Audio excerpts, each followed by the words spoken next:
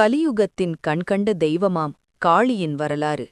அன்னை காளி என்பவள் அளவில்லாத சக்தி கொண்டவள். அன்னையின் அருளால் இவ்வுலகத்திலுள்ள அனைத்தையும் வெற்றி கொள்ள முடியும். ஞானத்தை தருபவள். பக்தர்களின் எண்ணற்ற பலவிதமான பாவிப்புகளை நிவர்த்தி செய்து பக்தர்களின் கோரிக்கைகளை நிறைவேற்றி அன்னையாய் சக்தியாய் உடனிருந்து காப்பாற்றுபவள்.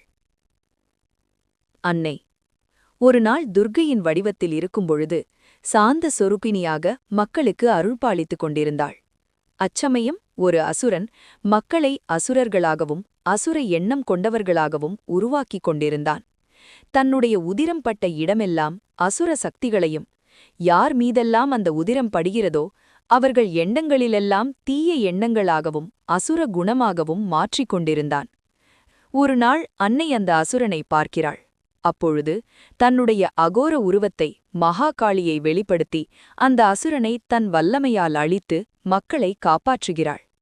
அன்னை மகாகாளியை வழிபடக்கூடியவர்களின் மனதிலுள்ள அசுர எண்ணங்களும் அவர்களைச் சுற்றியுள்ள தீய சக்திகளும் சத்ருக்களையும் அழித்து தன்னுடைய பக்தர்களை காப்பாற்றுவதில் வல்லமை கொண்டவள் அன்னை மகாகாளி.